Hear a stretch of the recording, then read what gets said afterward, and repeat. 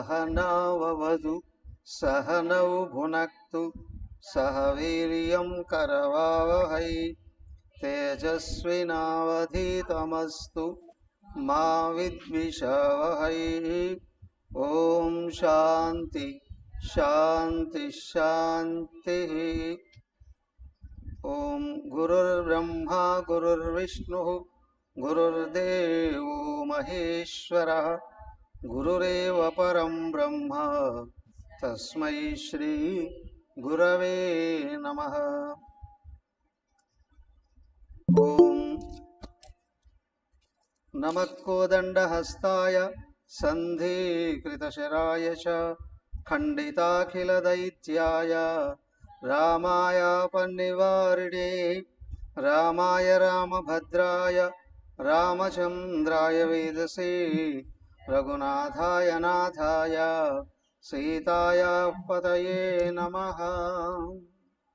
हरि ओम्।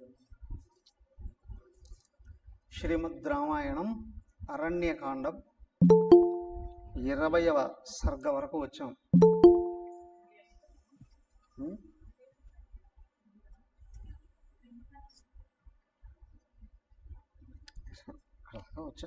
ఇంకా చెప్పుకోలేదు పూర్తిగా.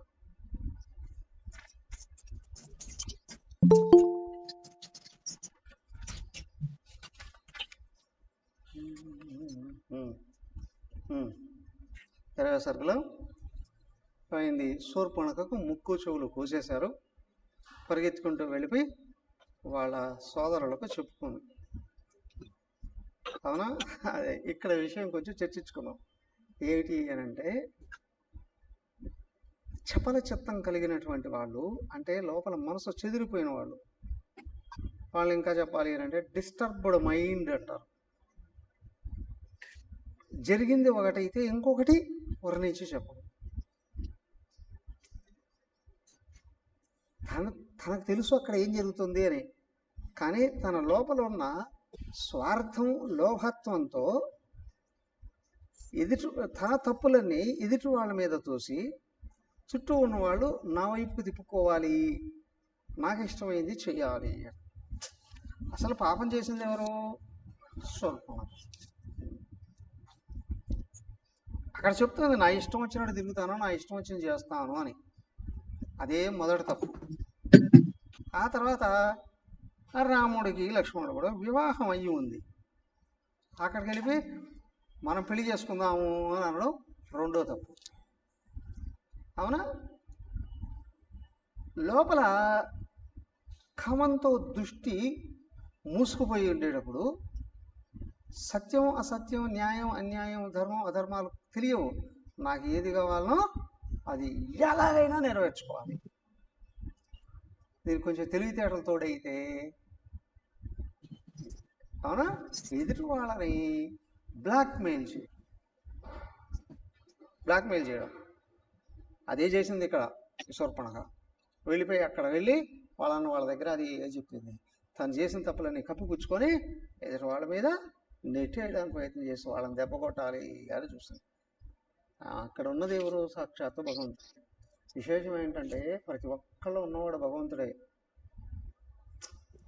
వ్యక్తి మతం ఏది, కులం ఏది, స్థాయి ఏది కాదు. ఎవరి లోపల దేవుణ్ణి పట్టుకుని ఉన్నారో వాళ్ళు నిజాయితీగా తత్వం వైపే నడవాలి అని అనుకుంటారు. ఎదురైన పనులు చేసుకుంటూ అవునా దృష్టి అంతర్ముఖం చేసుకొని భగవంతుడికి తనకు ఉన్న అడ్డు తొలగించుకోగలిగితే తను భగవంతుడుగా నిలబడిపోతాడు. శాశ్వతమైన నిరంతరమైన నిత్యమైన శాంతి కలుగుతుంది. అప్పుడు ఉపాధితో భగవంతుడు ఆదేశించింది జరిగిపోతూ ఉంటుంది. సునాయాసంగా పని జరుగుతుంది. నిత్యం నిరంతరం ఆనందంగా సంతోషంగా ఉండే స్థితి లభిస్తుంది. దానికి ఇక్కడ శూర్పణఖ అసుర స్త్రీ కదా, అసుర స్త్రీ, రాక్షసి కదా. ఆ వ్యక్తిత్వం అంతా స్పష్టంగా వాల్మీకి ఋషి ఇక్కడ చూపిస్తూ ఉన్నాడు.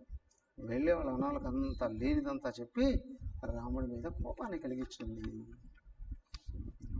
పైగా ఒకవైపు అసురత్వం రాక్షసత్వం ప్రబలింది అని అంటే వాళ్ళని ఒక పక్క బెదిరిస్తుంది. ఒక పక్క రాముడు వాళ్ళ వైపు తప్పు చెప్తుంది. అవునా? ఎందుకనంటే తనకు శిక్ష పడినప్పుడు ఆ శిక్ష దేనివల్ల పడిందో తెలుసుకొని సరిదిద్దుకొని ముందుకు వెళ్ళగలగాలి, నిజాయితీ ఉంటాయి కదా. తను అనుకున్నది కాలేదే, ఎలాగైనా ఎదురు వాళ్ళని నాశనం చేయాలి. ఈ విషయం ఎవరికి ఉన్న దెబ్బ తగలక తప్పదు. వాళ్ళు రాక్షసులు కాదు, అసురులు కాదు, మానవులు కానీ దేవతలు కానీ. ఈ నేచర్ ఎక్కడ ఉందో ఖచ్చితంగా దెబ్బ తగిలి తీరుతుంది. ఎంతటి దెబ్బ అంటే ఆధ్యాత్మిక మార్గం అంటేనే భయం కలిగేటట్టు దెబ్బ కలుగుతుంది. దానికే జీవితం ఎప్పుడైనా ఎదగాలి అని అనుకుంటే భగవంతుడు కావాలి, అదే భక్తి. ధర్మం కావాలి, న్యాయం కావాలి అనుకున్నప్పుడు నిదానంగా అడుగులు వేసిన నిరంతరం పైకి వెళ్ళి ప్రపంచం అంతా దూరంగా వెళ్ళిపోయినా తను మాత్రం కాలేసుకుని కూర్చొని హాయిగా ఆనందంగా ఉండే స్థితి వస్తుంది. అది కావాల్సింది. అది చేయలేదు ఇక్కడ శూర్పణఖ. అందుకే తను చేసిన ప్రతి ప్రయత్నం వికటిస్తుంది, ప్రతి విషయం వికటిస్తుంది. ఇక్కడేమో రాముడు కావాలనుకుంది, కుదరలేదు. అక్కడికి వెళ్ళి రామలక్ష్మణ దెబ్బ కొట్టాలి అనుకుంది, అది కూడా కుదరలేదు.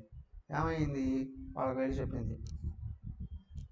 కరుడు, దూషణుడు, త్రిశూరుడు ఉన్నాడు. వాళ్ళ దగ్గర 14,000 మంది సైన్యం ఉన్నారు, రాక్షసులు. ఆ 14,000 మందికి 14 మంది కమాండర్స్ ఉన్నారు. అవునా? చిన్న చెతగా ఇంకా బోల్డ్ మంది ఉన్నారు. వాళ్ళ దగ్గరికి వెళ్ళిపోయి ఎలాగైనా సరే రాముడి మీదకి రెచ్చగొట్టి పంపించాలి అన్నాం. వాళ్ళు చేశారు, రాక్షసులే కదా. ఎందుకు? వాళ్ళు ఉన్నదే ఈ రాక్షస రక్షణ కోసం. పైగా రావణాసురుడు ఆదేశించున్నాడు. ఈ సామాన్యురాలేం కాదు, దుర్మార్గురాలు, నీచురాలు, నికృష్టులు. దయ, సత్యం ఇలాంటివి ఏమి మత్సుకు కూడా కనిపించవు. కాబట్టి ఏమిటి, అదేం చెప్తే చేయాలి. దానికోసం ఏం చేశారు వీళ్ళు? మొత్తం యుద్ధ సైన్యాన్ని అంతా తీశారు. మొట్టమొదట కొంతమందిని పంపించేశారు. మానవుడే కదా అని అనుకున్నాం. మానవులే కదా, కొంతమందిని పంపిస్తే దెబ్బ కొట్టేయచ్చులే అని అనుకున్నారు. వెళ్ళారు కొంతమంది. రాముడు చూశాడు. లక్ష్మణుడు చెప్పాడు, లక్ష్మణ, సీతాదేవిని తీసుకెళ్ళి నువ్వు ఆ గుహలో దాచి రక్షణగా ఉండు, వీళ్ళ కథ నేను చూస్తాను. లక్ష్మణుడు ముందుకు వచ్చాడు. అన్న మీరే అక్కడ ఉండుకోండి, నేను చూస్తాను కావాలంటే. వద్దు లక్ష్మణ, నేను చేయాల్సింది ఉంది, వెళ్ళు అన్నాడు. ఆ పంచవటిలో ఉంది కదా గుహల, ఆ లోపల అమ్మవారిని దాచి లక్ష్మణస్వామి అక్కడ కూర్చున్నాం. ఇక్కడ సైన్యం వచ్చారు, కొంతమంది సైన్యం వచ్చారు, రాముడు చంపేశారు, వెళ్ళిపోయారు. ఆ తర్వాత మహాయోధులైనటువంటి వాళ్ళు ఇంకో 14 మంది వచ్చారు, వాళ్ళని కూడా చంపారేశారు. అయిపోయింది, వెళ్ళిపోయారు. తర్వాత వదిలేరా? లేదు లేదు లేదు లేదు. ఈ చివరికి ఏం చేశాడు? కరుడు, దూషణుడు, త్రిశూరుడు ముగ్గురు కలిసి ఏం చేశారు? 14,000 మంది సైన్యం ఉన్నారే, 14,000 మంది అందరినీ కలుపుకొని చూస్తారు. 14,000 మందిని తీసుకొని వస్తున్నారు. వాళ్ళు వస్తున్న 14,000 మంది ఒక్కసారి కలిపి వస్తున్నారు అని అంటే ఆ శబ్దాలు, కోలాహలం అంతా ఉంటుంది కదా, అదంతా వినిపిస్తుంది. వాళ్ళంతా నడిచి వస్తున్నారో వెహికల్స్ వస్తున్నారో, ఏ విధంగా అయినా రానియండి, దుమ్ము ఆకాశంలోకి లేస్తుంది, భయంకరమైన శబ్దాలన్నీ వస్తున్నాయి. అవునా? అక్కడేమో వాళ్ళకి పక్షులు, జంతువులు అవన్నీ రివర్స్లో తిరుగుతున్నాయట వాళ్ళ చుట్టూ, పక్షుల పైన, జంతువుల కింద. వీళ్ళ దగ్గర ఏమో ప్రదక్షిణ పూర్వకంగా తిరుగుతున్నాయట. ఇవన్నీ శకునములు కూడా చూశాడు. వాడి శబ్దాలు, ఒంటి కాకి అంటారు. కాకి ఒకటి ఇంటి బయటకు వచ్చి అరుస్తుంది అని అనుకోండి, ఎవరో బంధువులు వస్తున్నారండి. అవును కదా, అలాంటి శకునాలు చాలా చాలా చాలా ఉంటాయి. అవన్నీ కనిపించాయి ఇక్కడ రామలక్ష్మణులకి. రాముడు చెప్పాడు, లక్ష్మణ, మనకే విజయం చేకూరుతుంది కదా. అసలు ఆట మొదలైంది కదా. వీళ్ళు ఎందుకోసం అయితే వచ్చారో ఈ 14 ఏళ్ళుగా ఆ ఆట మొదలైంది.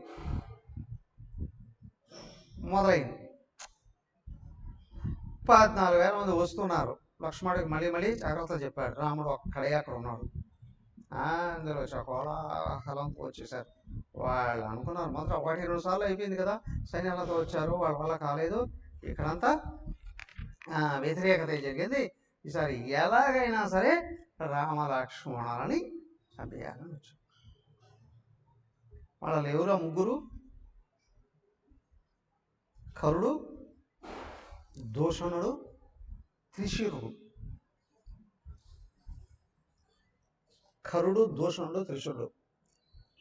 కరుడు అని అంటేనే అక్కడే ఉంది పేరు, కరుడు కట్టిన వాడు. కరుడు అంటే గాడిద అని. గాడిద అని ఎవరిని అంటారు? గాడిద అని జనరల్గా మనుషులు ఉంటారు కదా, ఎవరిని అంటారు? సోమరిపోతుడిని. అవునా? అయితే ఇక్కడ ఏంటి అని అంటే, సోమరిపోతులకు ఆకలి ఎక్కువ, ఆశలు ఎక్కువ, ఆవేశాలు ఎక్కువ. గమనించి చూడండి కావాలనుకుంటే. ఎక్కడ సోమరితనం ఉందో వాళ్ళు పనిచేయరు, అందరినీ బెదిరిస్తారు. అందరూ తన కోసం పనిచేయాలి అని అంటారు. నా కోసం పనిచేయాలి, నన్ను సుఖపెట్టాలి కదా, నాకు భోగాలు అందించాలి, నా కోసం సంపాదన చేయాలి. వాడు మాత్రం ఏం చేయడు కదా. అదే రాక్షసత్వం అక్కడ. ఇలాంటి స్వభావం ఇళ్లలో ప్రతి చోట ఉంటుంది. కొన్ని చోట్ల మగాళ్ళకి ఎక్కువ ఉంటుంది, కొన్ని చోట్ల ఇంట్లో ఆడవాళ్ళకు కూడా అదే విధంగా ఉంటుంది. కొద్ది కాలంగా వెనక్కి వెళ్ళి చూసాము అంటే బాల వితంతువులుగా ఉండేవాళ్ళు చూడండి, ఇప్పటికీ ఉన్నారు కొంతమంది చోట్ల. కొన్ని రకాల కుటుంబాల్లో బాల వితంతువులు చిన్నప్పుడు పెళ్లి చేసేస్తారు. భర్త చనిపోయాడు అనుకోండి, వాళ్ళు మళ్ళీ పెళ్లి చేసుకోరు, కానీ ఇళ్ళలో ఉంటారు. అయ్యో పాపం అని చెప్పి ఇంట్లో వాళ్ళందరూ వాళ్ళకి పెత్తనం ఇచ్చారు అనుకోండి, వాళ్ళకి లోపల తీరని కోరికలు అన్నీ ఉంటాయి. ఆవేశాల రూపంలో బయటకు వచ్చి అందరి మీద పెత్తనం చేసి అందరినీ ఏడిపించడం, బాధించడం, ఊరించడం ఇవి ఉంటాయి. అలాగే మగవాళ్ళు బయటకు వచ్చారు అని అనుకోండి, వీళ్ళు ఈ సోమరిపోతులు ఏం చేస్తారు? కష్టపడి సంపాదించడానికి ఇష్టం ఉండదు, అడ్డదారులు వెళ్ళి సంపాదించడం మొదలు పెడతారు కదా. చిన్న ఎక్కడి నుంచి మొదలవుతారయ్యా? ఈ నవరాత్రులు వస్తూ ఉంటాయి చూడండి, అక్కడ అందరూ కనిపిస్తారు. ఈ గణపతి నవరాత్రులలో ఊర్లోకి వెళ్ళి చందాలు వస్తుంది. దేనికి? తాగి తందనాలు ఆడి అందరి మీద పెత్తనాలు చేసేటువంటి స్వభావాలు అక్కడ ఉందే. ఆ చిన్న గల్లీ రౌడీలుగా మొదలయ్యి రాజకీయ నాయకుల దాకా కూడా వస్తారు. ఇట్లా ఏంటి అందరినీ మనం చూస్తూనే ఉన్నాగా, రోజు పేపర్లో చూస్తున్నాం. అయ్యా రౌడీలు ఇలాంటి వాళ్ళందరూ రాజకీయ నాయకులు అయ్యారు అని అనుకోండి, వాళ్ళకి అధికారం వచ్చింది అని అనుకోండి. అధికారం వచ్చినా అరే అధికారంతో ప్రజలకు సేవ చేయాలి అని అనిపించదు కదా. ప్రజలందరినీ ఎట్లాగా ఫీడించేది? ఎవరి దగ్గర డబ్బు లేకుండా చేసేది ఎట్లా? ఎవరికి సుఖం లేకుండా చేసేది ఎట్లా? అలా పైకి ఏదో కొన్ని మంచి పనులు చేస్తూ మిగతా అంత సమాజాన్ని అంత పీడింపజేసేటువంటి అసుర జాతి అంతా ఏదైతే ఉందో అదిగా ఈ కరుడు సంతానమేనండి. రెండోది దూషణుడు అన్నారు. కొంతమంది జనరల్గా అంటూ ఉంటారు కదా, దయ్యాలు వేదాలు వాళ్ళు ఇచ్చినట్టు అని వాళ్ళే అపం చేస్తుంటారు. సామెతలు మాత్రం బయటికి వాడతారు కదా. నాకు అధికారం ఉంటే ఒక విధంగా, నాకు అధికారం లేకపోతే ఇంకొక విధంగా. నాకు అధికారం ఉన్నప్పుడు నేను ఏం చేసినా ఎవడో పట్టించుకోకూడదు, కానీ ఇతరులకు అధికారం వచ్చింది అని అనుకోండి అన్నీ నాకు అనుకూలంగా జరగాలి. అంటే నువ్వు అధికారంలో ఉన్నప్పుడు నీకు అనుకూలంగా జరగాలి, నీకు అధికారం పోయిన తర్వాత కూడా నీకే అనుకూలంగా జరగాలి. రాక్షస జాతి అండి. వాడే దూషణుడు. ఇక్కడ అసెంబ్లీలో ఉన్నామా, పార్లమెంట్లో ఉన్నామా కదా, అన్పార్లమెంట్ వర్డ్స్ అంటారు. వాడకూడనటువంటి పదాలు అని, వాడకూడని పదాలు అక్కడ వాళ్ళు మొదలుపెట్టారు. దుర్యోధనాదులు నిండు సభలో ద్రౌపదీదేవిని లాక్కుని వచ్చి బట్టలు ఓడబేకాడు. అవునా? అసలు జాతే అదే వాళ్ళు దుర్యోధనాదులు. వాళ్ళు చేసింది ఆ తర్వాత కాలంలో తమిళనాడులో చేశారు. ఆ తర్వాత అన్ని రాష్ట్రాల్లోనూ రాకిపోయిన ఆ సంస్కృతి. ఏ సంస్కృతి? దుర్యోధనాదుల సంస్కృతి. అయ్యా స్త్రీని గౌరవించాలి. ఎక్కడ స్త్రీలు గౌరవించబడుతూ ఉంటారో ఎత్ర నార్యా పూజ్యంతే తత్ర ఏమంటారు, నృత్యంతే అంటారు. ఆనంద తాండవం చేస్తూ ఉంటారు, దేవతలు ఆనందంగా వ్యవహరిస్తూ ఉంటారు. కానీ అవన్నీ దిగజారుతాయి. విచిత్రం ఏంటి అంటే ఇక్కడ ఒక స్త్రీయే అట్లాంటి పాడుపనులన్నీ చేయిస్తుంది. స్త్రీయే పాడుపనులు, సంస్కారం సరైనది కానీ లేకపోతే అన్నీ వక్ర మార్గం పడతాయి.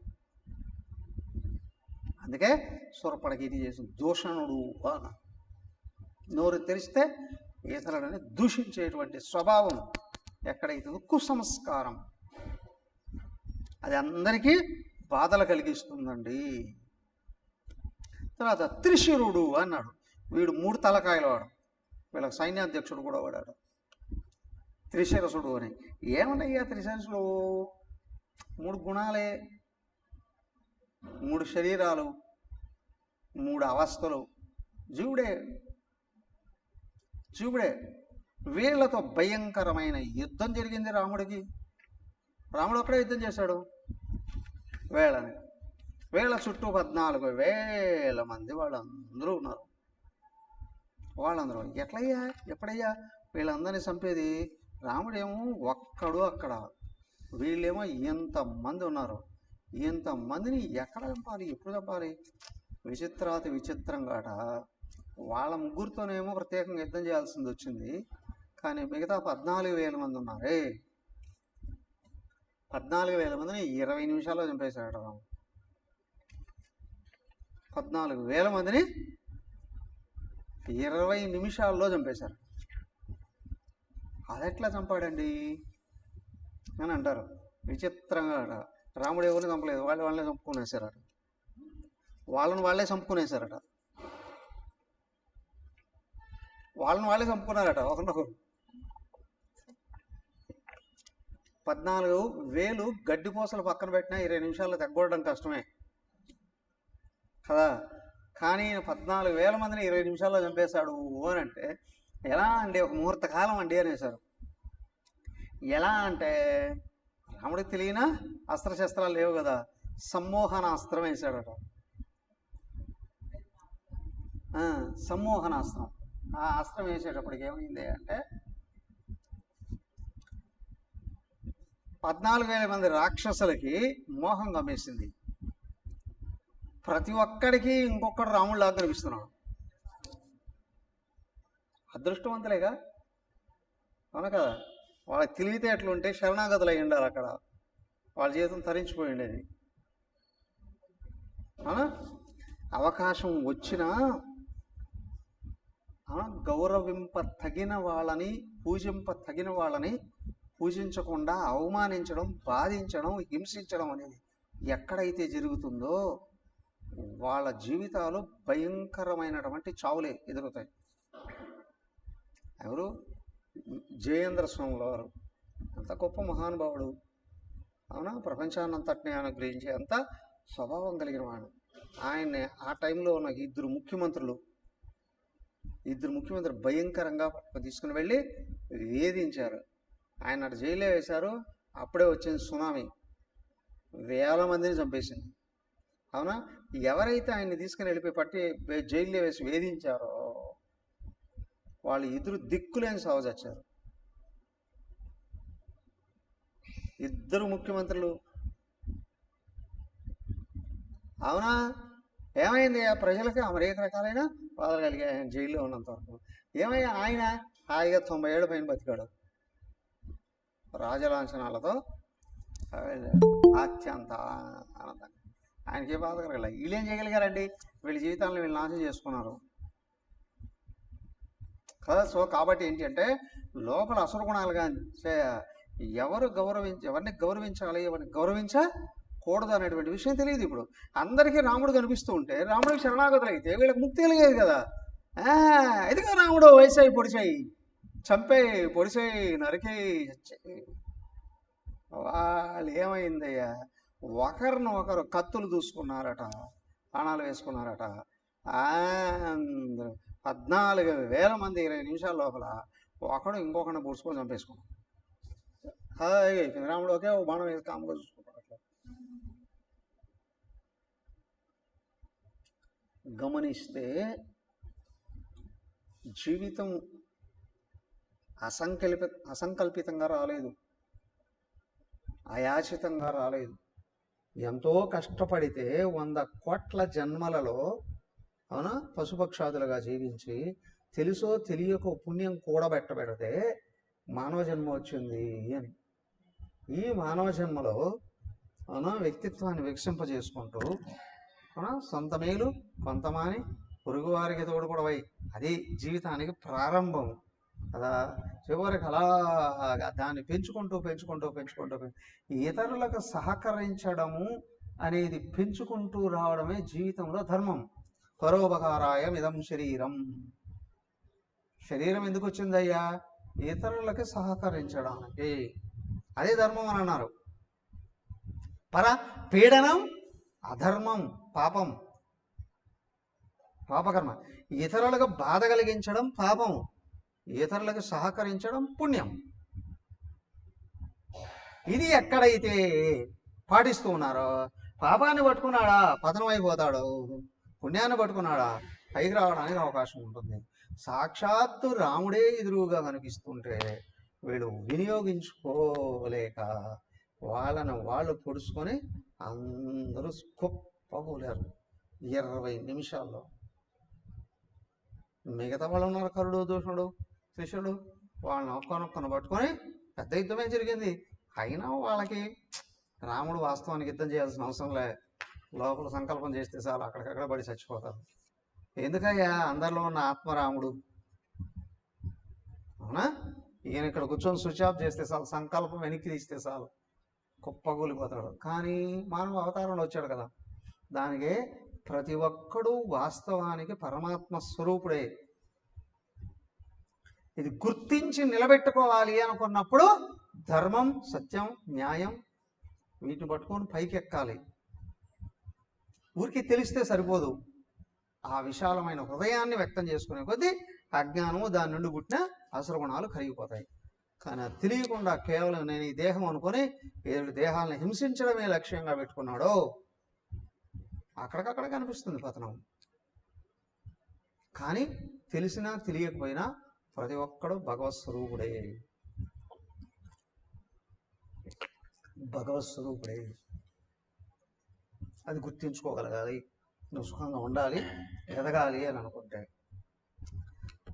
అందరూ అయిపోయారు. ఈ 3 కూడా చంపేశాడు రాము. ఎవరిని? ఖరదూషణ త్రిశరస్సులు కూడా పోయారు. అంటే అజ్ఞానంతో దేహాన్ని ఆశ్రయించి లోకాన్ని పీడించే వాళ్ళందరినీ రాముడు కనిచేశాడు. నువ్వు ఆత్మతో తాదాత్మ్యం చెందితే నిన్ను బహిర్ముఖం చేసి పతనం చేసే శక్తులన్నిటినీ నువ్వు నాశనం చేయొచ్చు.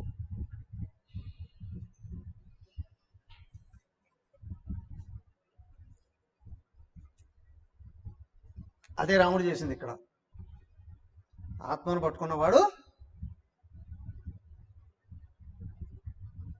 బహిర్ముఖం చేసే శక్తులు ఏవైతే ఉన్నాయో అవే లోపల ఉన్న అసలు గుణాలు, వాటన్నిటినీ నాశనం చేసేసారు. అందరూ తెచ్చారు, కానీ ఒక్కడు మాత్రం బయటపడ్డాడు. అకంపనుడు అనేవాడు. అకంపనుడు. ఈమె ఎక్కడ పడిందో తెలియదు. ఎవరు? మహాతల్లి శూర్పణఖ ఎక్కడ దూరిందో, ఎక్కడ పడిందో, ఏం చేసిందో. వీళ్ళందరూ సచ్చేదాకా వాళ్ళని రెచ్చగొట్టింది. ఎటుపోయిందో. ఈ అకంపనుడు అనేవాడు మాత్రం పరిగెత్తిపోయాడు. వాడు పరిగెత్తి వాయువేగంతో హెలికాప్టర్లో ఎక్కాడు, విమానంలో ఎక్కాడు. వాడు పరిగెత్తుకుంటూ 31:95 త్వరమాణస్తతో గత్వా జనస్థానాదకంపన ప్రవిశ్య లంకాం వేగేన రావణం వాక్యమబ్రవీత్ జనస్థాన స్థిత రాజన్ రాక్షసా బహవో హతాః ఖరశ్చ నిహత సంఖ్యే కథం చిదనుమగ కచన్ అహమాగతః ఏవముక్తో దశైగ్రీవ క్రుద్ధన్ సంరక్తలోచనః అకంపనము వాచేదం నిర్దహన్నివ చక్షుషా కేన రమ్యం జనస్థానం హతం మమ పరాసునాం కోహి సర్వేషు లోకేషు గతిం చాదగమిష్యసి. ఏమైంది? త్వరమాణగతః గత్వా జనస్థానాత్ అకంపన. ఈ జనస్థానం నుండి అకంపనుడు ఉన్నాడే పరిగెత్తుకుంటూ ప్రవిశ్య లంకలో ప్రవేశించి వేగైన రావణం వాక్యం అబ్రవి వేగంగా వెళ్ళిపోయారు. రావణాసురుడికి వాక్యం చెప్పేశాడు. ఏమని? జనస్థాన స్థిత రాక్షస భగవ రాజన్ హతాహ. ఆ జనస్థానంలో ఉన్నటువంటి రాక్షసులు అందరూ చచ్చిపోయారు. ఖరశ్చ నిహత, కరుడు కూడా చచ్చిపోయాడు. సంఖ్యే కథం చిత్త అహమాగతం. ఆ కరుడు చచ్చిపోయాడు. అవునా? త్రిశురుడు చచ్చిపోయాడు, దూషణుడు చచ్చిపోయాడు. అయ్యా అందరూ చచ్చిపోయాడు. ఈయన చూశాడు, ఏం జరిగింది, ఎక్కడ జరిగింది, ఎవరు వాళ్ళందరినీ చంపింది చెప్పాడు జరిగిందంతా. వీడు అనుకున్నాడు రావణాసురుడు, ఈ నా వాళ్ళని నమ్ముతాడా వాడేవాడు, అష్టదిక్పాలకులే నాకు భయపడతారు. అవునా? అందరినీ చంపే యముడికే నేనంటే భయం, యముడికే యముడిని నేను, వాళ్ళెంత ఒక లెక్క, వాళ్ళందరినీ సంహరించేస్తాను. మనం ఏం చేశాడు? పరిగెత్తుకుంటూ నేరుగా మారీచుడి దగ్గరికి వెళ్ళిపోయాడు. మారీచుడి దగ్గర చేరాడు. మారీచుడు ఏమవుతాడు? ఇతనికి మేనమామ అవుతాడు.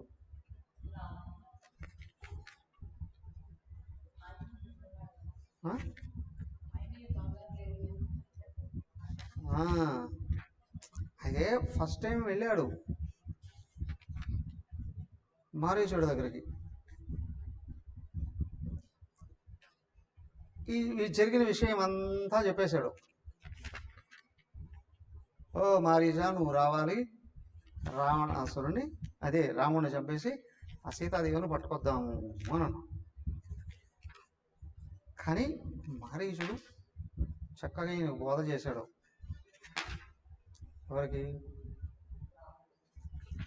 రావణాసురుడికి బోధ చేశాడు. బోధ చేసి, నువ్వు వెళ్ళకూడదయ్యా, నువ్వు వెళితే అది నీకే కాదు. ఆయన మొదట చెప్పాల్సిందంతా చెప్పేశాడు. రాముడు ఎవరు అనుకున్నావు? 116 పేజీ. రామో విగ్రహవాన్ ధర్మ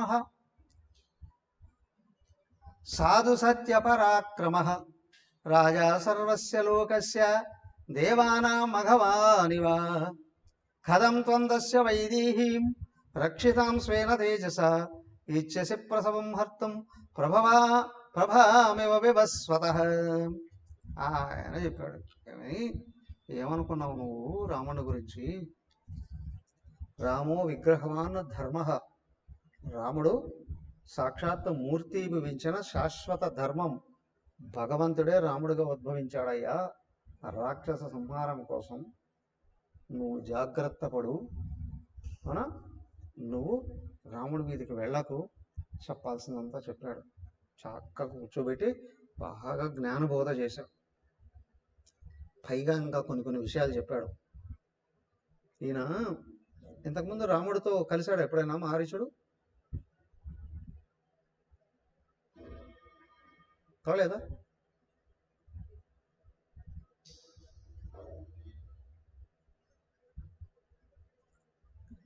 మారీచ సుబాహులు, అవునా? మారీచ సుబాహులు అక్కడ తాటకి దగ్గర, అర్థమైందా? తాటకి పుత్రులు.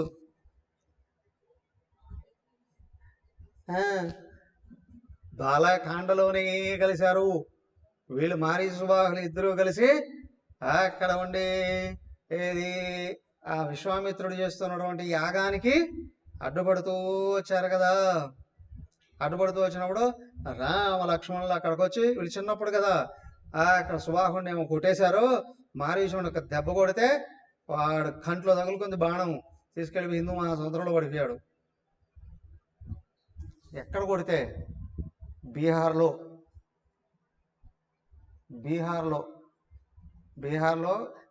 మన కాశీ నుండి కొన్ని 100 కిలోమీటర్లు వెళ్ళాలి. షప్రా అనే ఆ ప్రాంతానికి దగ్గరగా ఒక చోట ఇప్పటికీ ఉంది ఆశ్రమం, విశ్వామిత్రుడు ఆశ్రమం. దానికి పక్కనే అహల్యాదేవి ఆశ్రమం, దానికి ఇంకొక పక్క తాటకి నివసించిన ప్రదేశం. ఆయన సిద్ధాశ్రమంలో యజ్ఞం చేస్తూ ఉండేటప్పుడు వీళ్ళిద్దరూ వచ్చి పదే పదే పదే పదే ఆటంకం చేస్తూ ఉండేటువంటి వాళ్ళు కదా.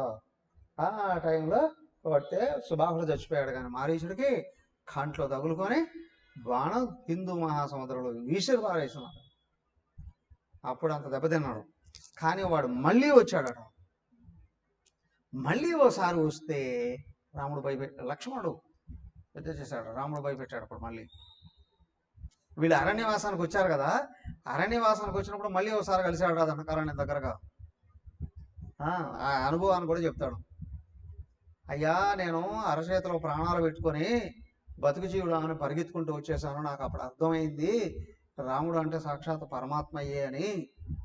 అవునా, ఇప్పుడు నువ్వు రాముడితో కానీ పెట్టుకున్నావు అని అంటే, రావణ నువ్వే కాదు మన వంశం సర్వం నాశనం అయిపోతుంది, నువ్వు ఈ పని చేయకు అని చెప్పి చాలా నిదానంగా జ్ఞానబోధ చేసి పంపించేశాడు. వెళ్ళిపోయాడు. కానీ మళ్ళీ ఆవిడ వెళ్ళింది. ఎవరు? శూర్పణఖ నిదానంగా అక్కడికి చేరుకుంది. పాపం పల్లె వెలుగు బస్సులో వెళ్ళిందో ఏమో.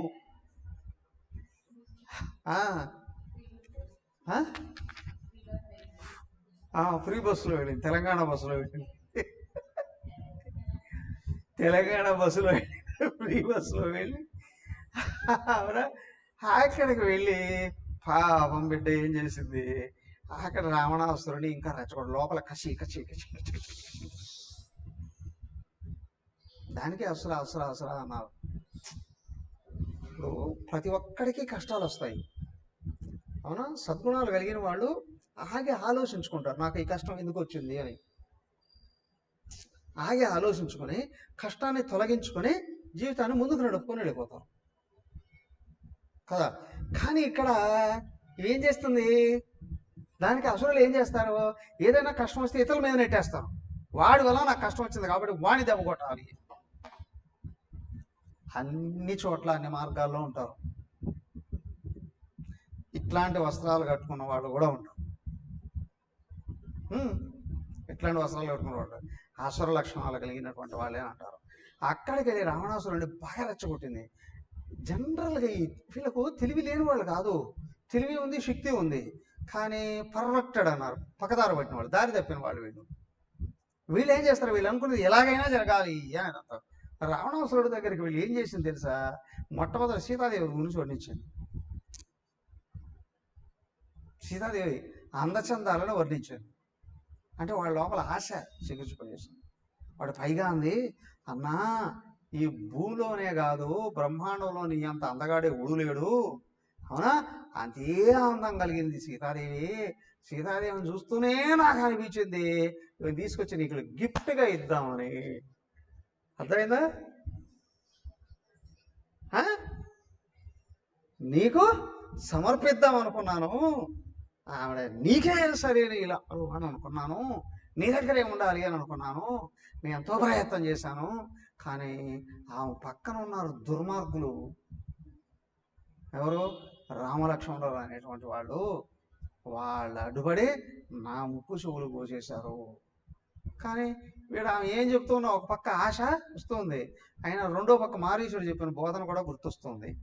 కానీ వీడు లొంగేటట్లేడే అని అటుపక్క. దానికి ఏంటి అని అంటే, చివరగా దుర్మార్గులు ప్రయోగించేది అసురులు లొంగిపోయేది. ఏమిటి అంటే, ఇన్ని రోజులు నువ్వు మా అన్నవు మగాడు అనుకున్నాను, నాకు ఇప్పుడు తెలుస్తుంది నువ్వు నపుంసకుడు అని. అవునా, అల్పగుణాలు కలిగిన మగవాడికి తగలకూడని దెబ్బ ఇది. నువ్వు మగాడివి కాదు అని అనిపిస్తుంది. వాడు అహంకారం మీద కొట్టాల్సిన చోట కొట్టేసింది బొస్సున. ఎక్కడ దెబ్బ తగిలినా పర్వాలేదు, కానీ నాగువంకు పడక మీద కానీ తగిలిందో అది పగబట్టి చంపుతుందండి. వీడి నాకు అహంకారం ఉందే అక్కడ కొట్టింది. నువ్వు గొప్పవాడు అనుకున్నాను, నువ్వు మగవాడే అనుకున్నాను, నువ్వు చాలా బలవంతుడు అనుకున్నాను, నాకు ఇప్పుడు తెలుస్తుంది. చీచి, నీకోసమా నేను ప్రయత్నం చేసిందా? నీకోసమా నేను ప్రయత్నం చేసింది, నువ్వు నపుంసకుడుగా అని ఎత్తి పొడిచేసింది. ఎత్తి పొడిస్తే వాడేం చేశాడు, ఇక రెచ్చిపోయాడు కదా.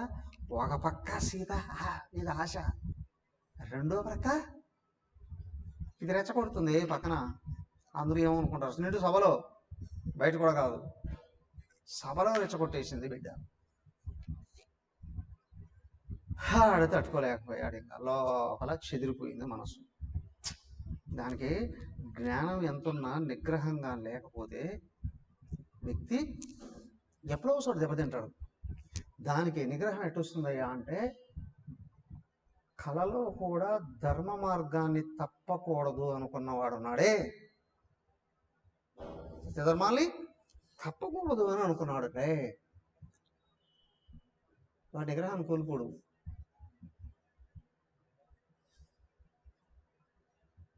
రాముడిని ఎవరైనా రెచ్చగొట్టగలరా? దగ్గరకే రాలేరాడు వాడు, కానీ రావణాసురుని రెచ్చగొట్టారు. వీడు మహా అహంకారి. దానికి వాడు రెచ్చగొట్టేటప్పటికి రెచ్చిపోయాడు. అవునా, వాడు ఏం లేదు, నేరుగా వచ్చేసారు, రథం ఎక్కి మళ్ళీ మారీచుడు దగ్గరికి వచ్చేసారు. ఈ మాయలన్నీ బాగా తెలిసిన వాడు వీడు మారీచుడు కూడా. మిగతా వాళ్ళు ఏమన్నా పట్టించుకోకూడదా, వీడి దగ్గరికి వచ్చేసాము. నేరుగా వచ్చాడు. వస్తూనే పద పద పద పద పద రెడీగా వెళ్ళి సీతాదేవిని తీసుకొచ్చాడు. రావణ, ఉన్నాయి కదరా, అన్నిసార్లు చెప్పాను, మళ్ళీ ఎందుకు చేస్తున్నావు? ఈడన్నా నేరుగా వచ్చి, వస్తావా సస్తావా, ఫైనల్, వస్తావా సస్తావా, వస్తే సీతను తీసుకొద్దాం, లేకపోతే నిన్ను ఇక్కడే చంపేస్తాం.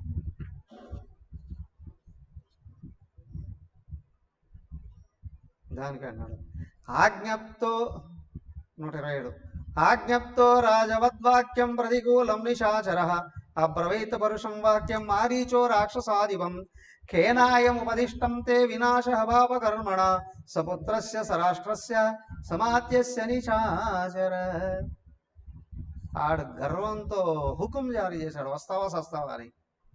కానీ ఈయన అన్నాడు, అరే నీకు పోయే కాలం వచ్చింది ఏంట్రా బాబు, అవునా, నువ్వు నీ రాజ్యం సర్వనాశనం అయ్యేటట్టుంది సీతాదేవి వలన, కానీ నాకు కూడా చావు తప్పనట్లుంది,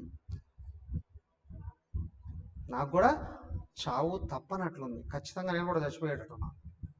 నేను ఇప్పుడు కాదు అని అంటే నీ చేతిలో చస్తా. ఆయనకి జ్ఞానోదయం అయింది. దానికే రాముడి చేత 2 సార్లు దెబ్బలు తిన్న తర్వాత నిరంతరం రామనామం జపం చేస్తున్నాడట మారీచుడు. అందుకే వాడికి వివేకం వచ్చింది. ఇప్పుడు నాకు సావు తప్పదు, అదే నీ చేతిలో చేస్తే నరకానికి వెళతాను, అవునా, రాముడి చేతిలో చేస్తే ముక్తే కలుగుతుంది, కాబట్టి చావు తప్పనప్పుడు నాకు ప్రయోజనం ఉండేటట్లు కదా నేను చేసుకోవాలి అని అనుకున్నాడట.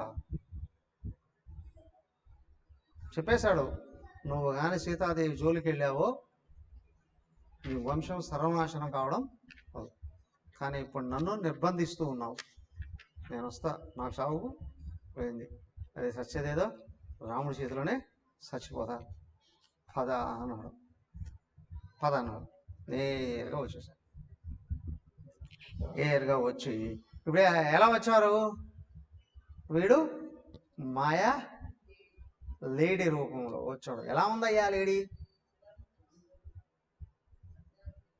చూడండి, 129 ఏవముక్త్వాతు వచనం మారీచో రావణః తతః గచ్ఛావేత్య బ్రవీద్దీప్తో భయాద్రాత్రిం చర ప్రభు దృష్టశ్చాహం పునస్తేన శరచాపాసిధారిణ మద్వదోద్యతశ్చస్త్రేణ వినష్టం జీవితం చ మే నహి రామం పరాక్రమ్య జీవన్ ప్రతినివర్తతే వర్తతే ప్రతిరూపోసౌ యమదండః తస్యతే కిం ను శక్యం మయా కర్తుం ఏవం త్వయి దురాత్మని ఏష గచ్ఛామ్యహం తాత స్వస్తిదేస్తు నిశాచర.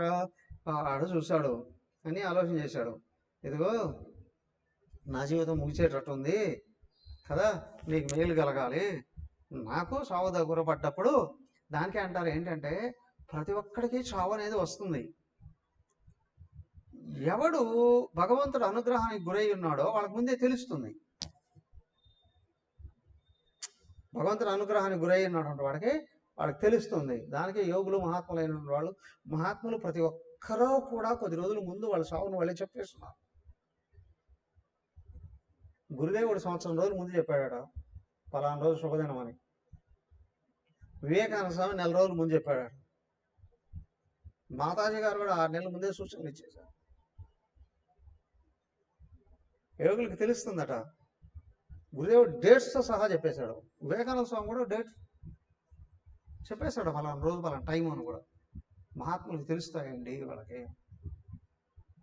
వీడు మహాత్ముడా మారీచుడు, వాడు నిరంతరం రామధ్యానంలో ఉన్నాడు కదా, వాడికి తెలిసిపోయింది. నీకు మేలు కలుగ్గాక అని అన్నాడు. ఇంకా పద అన్నాడు. వాడు వస్తున్నాడు.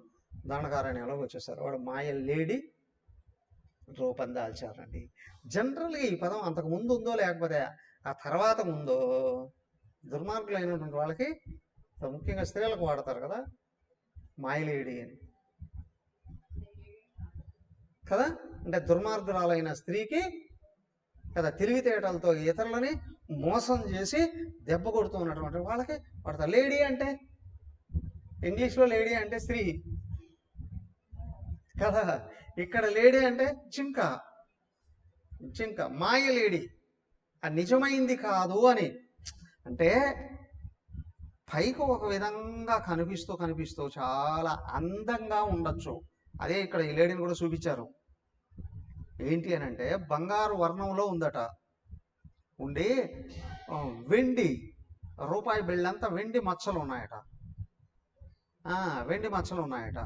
అంటే నిజానికి జింక ఆ రంగులో ఎప్పుడు ఉండదు. వీడు ప్రత్యేకంగా వచ్చాడు. ఎందుకు? సీతాదేవి యొక్క మనసును దోచుకోవడానికి వచ్చాడు. ముందు మనసును ఆకర్షించడం కొరకు వచ్చాడు కదా. అందుకే ఏంటంటే వాడు పైకి అత్యంత అందమైన లేడీ రూపంలో కనిపిస్తున్నాడు, కానీ లోపల అత్యంత దుష్టమైనటువంటి రాక్షసుడే అయి ఉన్నాడు. అంటే ఒక వ్యక్తి పైకి రూపం అందంగా ఉన్నా, మాటలు తీయగా ఉన్నా, కానీ కపట బుద్ధి కలిగి ఉంటారే, వీళ్ళంతా అమ్మాయ లేటి లాంటి వాళ్ళేనండి అని. ఏమయ్యా, ఇతరులు మోసం చేయడానికి వచ్చారు. ఇతరులు మోసపడే ముందే వీళ్ళు చేస్తారు. ఇతరులు మోసపోయి దెబ్బలు తినే ముందే వీళ్ళు చేస్తారు. ప్రతి ఒక్కడు అనుకుంటాడు, అధికారంలోకి వచ్చిన ప్రతి నాయకుడు అనుకుంటాడు, 20-30 ఏళ్ళు నేనే రాజును. ప్రతి ఒక్కడు అనుకుంటాడు. అవునా? నేను బతికేంత వరకు నేనే రాజును అని అనుకుంటా అన్ని చోట్ల. కానీ సరే, నువ్వు కానీ నిజంగా ఉత్తమ ప్రకృతిని కానీ వ్యక్తం చేసుకొని ప్రజలలో మమైక్యం అయిపోయి అందరి అభివృద్ధి నా అభివృద్ధి అని కానీ నడవగలిగేటట్లయితే నేను ఎన్నుకుంటారు, ఉంచుతారు. కానీ అధికారం మదం పైకెక్కి అహంకారంతో అందరిని వేధించడం, బాధించడం స్వభావంగా కలిగితే నీ వ్యక్తిత్వం పడిపోయింది అంటే ప్రజల్లో తిరుగుబాటు ఏర్పడుతుంది. ప్రజల్లో తిరుగుబాటు అనేది ఏర్పడుతుంది. రావణాసురుడు వచ్చింది అదే. అది గుర్తించే వీడు వాడికి సహకరించడంలోనే ఈ పాత్రలో వీడు కూడా ఏంటంటే వ్యక్తిత్వాన్ని ఉన్నతపరుచుకున్నప్పటికీ కూడా మారీచుడు చెడు కార్యానికి సహకరించాడు కాబట్టి వాణ్ణి కూడా చెడు దృష్టితోనే చూడడం అనేటువంటి జరుగుతుంది. దుర్యోధనుడు దుర్మార్గుడు, తిరగలేదు. మరి భీష్మద్రోణులు ఉన్నారే, వాళ్ళు మహానుభావులు. వాళ్ళు దుర్యోధనుడు వైపుగానే ఉండకపోయి ఉంటే వాళ్ళు చనిపోయిండేవాళ్ళు కాదు అక్కడ. అవునా? మమకారానికి లోనయ్యారని. ఏం మమకారం అంటే మనసేమో పాండవుల దగ్గర ఉన్నా వాళ్ళు అంటారు, అయ్యా ఇన్ని రోజులు 14 ఏళ్ళ వాడు తిండి పెట్టాడు, వాడు ఉప్పు కారం తిన్నాము, సడన్గా మీ వైపుకి వస్తే లోకం నిందిస్తుంది అని అంటారు. వాడి వైపు కూడా ఉండకుండా వెళ్ళిపోయి ఉండొచ్చుగా, అవునా కదా? అయ్యా వాళ్ళకే ఆ ధృతరాష్ట్రుడికి తమ్ముడే ఉన్నాడు విదురుడు. విదురుడు యుద్ధంలో పాల్గొనలేదు. విదురుడు పాల్గొనలేదు యుద్ధంలో. విదురుడు పాల్గొనలేదు. సరే, అటుపక్క ఇదేం కృష్ణుడికి అన్న బలరాముడు కదా, ఆయనకేమో ఇష్టమైన శిష్యుడు దుర్యోధనుడు. మరి దుర్యోధనుడు వైపు వెళ్ళాడా? వెళ్ళరా. ఇక్కడ ఉంటే తమ్ముడు పిలుస్తాడేమో, పాండవులు యుద్ధం చేయాల్సి వస్తుంది, అవునా, నా ప్రియ శిష్యుడు తప్పుకోవాల్సింది వస్తుంది. కాబట్టి ఎలా ఆలోచించాడు, ఆయన కూడా యుద్ధానికి ముందే తీర్థయాత్రలకు వెళ్ళిపోయాడు. మరి భీష్మద్రోణులు చేస్తుండొచ్చుగా, భీష్మద్రోణులు చేసి ఉండగా దానికి ఏంటి అని అంటే, వ్యక్తి భగవంతుడిని ఆశ్రయించి భగవంతుడికి అనుకూలంగా నడుస్తూ ఉండేటప్పుడు బాగా భగవంతుడినే కానీ గుర్తుంచుకుంటూ ఉన్నాడా, ఎప్పుడు ఎక్కడ ఏ నిర్ణయం సరైందో తీసుకొని ముందుకెళ్ళడానికి అవకాశాలు ఉంటాయి. కానీ ఇటువైపు తల వంచినా వాళ్ళ పాపాలకు ఒక రోజు లోను కావాల్సిన అవసరం వస్తుందండి. ఈ అహంకారము మమకారాలు లోను కాకుండా ఉండగలగాలి. మారీచుడు ఇక్కడ లోన్ అయిపోయాడు, ఆ మాయ లేడి రూపంలో వచ్చాడు. పదే పదే పదే పదే పదే సీతాదేవికి కనిపిస్తూ ఉన్నాడు. ఒకసారి అట్లా వస్తే కనిపించేది కాదు, ఒకసారి అట్లా వస్తే ఇష్టం కలిగేది కాదు. వాడు కొద్ది రోజుల పాటు ఏం చేస్తున్నాడు, ఆయా ప్రదేశానికి వచ్చి సీతాదేవి ఎక్కడ తిరుగుతున్నా ఎదురుకు వెళ్ళి కనిపించేవాడట. ఏదైనా ఒక వస్తువు ఎంత గొప్పదైనా చూస్తూనే ఇష్టమేం కలగదు కదా. ఒక విషయాన్ని కానీ లేదా ఒక మనిషిని కానీ పదే పదే చూస్తూ పదే పదే మాట్లాడుతూ పదే పదే కలుస్తూ ఉండేటప్పుడు ఇష్టాలు అనేటివి లోపల నుంచి వస్తాయి. అమ్మవారు పూలు కోస్తూ ఉన్నా, పళ్ళు కోస్తూ ఉన్నా, అటువైపు తిరుగుతూ ఉన్నా, ఎటు చూసినా వాడే కనిపిస్తున్నాడు కదా. మాయ ఇదే కనిపిస్తుంది. ఇదేదో బాగుందే అని అనిపించింది, అక్కడ వదిలేదు. ఇది నాకుంటే బాగుండే అనుకుంది. అరే వీళ్ళు ఉండడానికే సరైన ఇది లేదు ఇక్కడ. దానికే అంటారు సీతాదేవిని కూడా వాల్మీకి ఎంత ఇదిగా సృష్టించాడు అని అంటే, ఎప్పుడు ఎక్కడ ఏది కోరాలనో అదే కోరాలి, కోరకూడదు కానీ కోరితే అదే నిన్ను దెబ్బ కొడుతుంది. 14 ఏళ్ళు కదా, 13 ఏళ్ళు అయిపోయింది, ఇంతవరకు సీతాదేవి ఏమీ కోరలేదు. అక్కడ అంత మహారాజ్యం, రాజభోగాలు, అటువైపు వాళ్ళ నాన్నగారు చూసినా ఇట్లా మామగారు చూసినా అన్నీ వదిలేసి వచ్చింది. రాముడు నువ్వు ఎక్కడుంటే నాకు అదే అయోధ్య అంటూ వచ్చేసింది. ఇక్కడ కోరకూడనే విషయం ఒకటి కోరు. ఆమె కోరింది, కానీ లక్ష్మణుడు వచ్చాడు. ఆయన చెప్పాడు, అమ్మా ఇది లేడి కాదు తల్లి, అది లేడి కాదు, జింక ఎప్పుడు అలాగా ఎక్కడ ఉండదు తల్లి, అవునా. ఆయన చెప్పేశాడు వీడు మారీచుడు అని. మారీచుడు అనే రాక్షసుడు మనల్ని మోసం చేయడానికి వీడి విధంగా తిరుగుతున్నాడు తల్లి అని. అయితే విషయం ఏమవుతుందంటే, మనసు నిశ్చలంగా ఉంటే ఏదైనా సందిగ్ధత వచ్చినప్పుడు భగవంతుడు తలుచుకుంటే సందేశం ఏదో వైపు నుండి వస్తుంది. పుస్తకం రావడము, ఏదో మాట్లాడుకుంటూ ఉండడము, మహానుభావులకు అందరికీ కూడా అదే విధంగా సందేశాలు వస్తాయి, సాధకులకు అందరూ కూడా సందేశాలు అందుతాయి.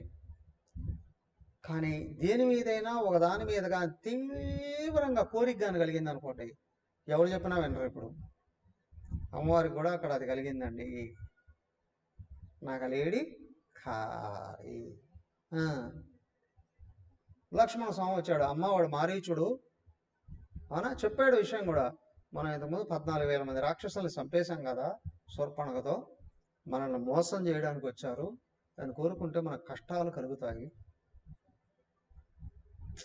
ఒక వ్యక్తి చేసిన తపస్సు ఏదైతే ఉంటుందో, అంటే ధార్మిక జీవనము అనేది అంటారు కదా, నియమబద్ధంగా ధర్మబద్ధంగా జీవిస్తూ ఉండేటప్పుడు ఏమేమి నేర్చుకున్నాం, ఏమేమి చేసాం, అనుభవాలు ఉంటాయి కదా, నిగ్రహంతో కూడిన అనుభవాలు, అవి హెచ్చరికలు చేస్తాయి అని. ఏదైనా ఒక దాని మీద ఇష్టం కలుగుతుందంటే ఇది రైట్ కాదు, లోపల నుండే హెచ్చరికలు చేస్తాయి. ఎందుకు, మనం ఆచరించిన ధర్మ ఆచరణ ఫలం, అది పుణ్య సంస్కారాలు ఉన్నాయే, అవి హెచ్చరిస్తాయి లోపల నుండి అని. అదే ఇక్కడ లక్ష్మణ స్వామి రూపంలో హెచ్చరించాను. కానీ కోరిక పైకి బలంగా వచ్చినప్పుడు ఆ లోపల నుంచి వచ్చే హెచ్చరికలు ఏవైతే ఉన్నాయో వాటిని నొక్కి పెట్టేయడం జరుగుతుంది. అప్పుడు దెబ్బ తగులుతుంది. నాకు సస్యమేర నాకు లేడి కావాలి. ఇక్కడ మహాత్ములు అనేక రకాలుగా వర్ణనలు చేస్తారు.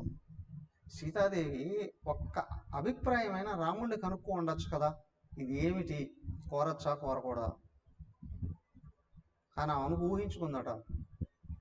చాలా అందంగా ఉంది లేడీ, ఇంకో సంవత్సరమే కదా మనం ఇక్కడ హాయిగా ఉన్నాం కదా, ఆ సంవత్సరం అయిపోతేనే ఈ లేడిని పట్టుకొని అక్కడికి వెళ్ళిపోతే అయోధ్యలో నా తోడుకోడలు అందరితో కలిసి ఆడుకోవచ్చు.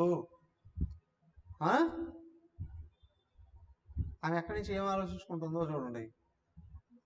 కాబట్టి ఇది ఖచ్చితంగా అట్లాగా ఆలోచించుకున్నప్పుడు నాకు ఖచ్చితంగా ఇది కావాలి అని కోరిక తగులుతుంది. అక్కడే ఆధ్యాత్మిక దృష్టి అంటే వ్యక్తిత్వ వికసన అనేది పడిపోతుంది, దైవ అనుగ్రహం కట్ అయిపోతుంది. దానికే కోరుకోకుండా మనిషి కాదు కదా, కానీ కోరుకున్న దైవం మీద వదిలేయాలి. భగవాన్ ఇది నాకు మంచి కలిగిస్తే దాన్ని పొందే అవకాశాన్ని ఇవ్వు. ఒక మాట అట్లా అనగలిగేటట్లయితే తెలుస్తుంది రైటా రాంగా అని. ఆమె అస్సలు అనుకోలేదు, ఈ లేడీ నాకు కావాలి, నాకు తెచ్చు, రామా నువ్వు వెళ్ళు అది తీసుకురా అంటే దేవుణ్ణి పంపించేస్తుంది అది కావాలి అని. దీంట్లో లోపలికి వెళుతూ ఉంటే అనేక రకాల సందేశాలు కనిపిస్తూ ఉంటాయి. ఇప్పటికి అయిపోయేది కాదు, రేపు కొనసాగించుకుందాం. హరి ఓం. సర్వే భవంతు సుఖినః, సర్వే సంతు నిరామయాః, సర్వే భద్రాణి పశ్యంతు, మా కశ్చిద్ దుఃఖభాగ్ భవేత్. ఓం శాంతి శాంతి శాంతి. హరి ఓం. శ్రీ గురుభ్యో నమః. హరి ఓం.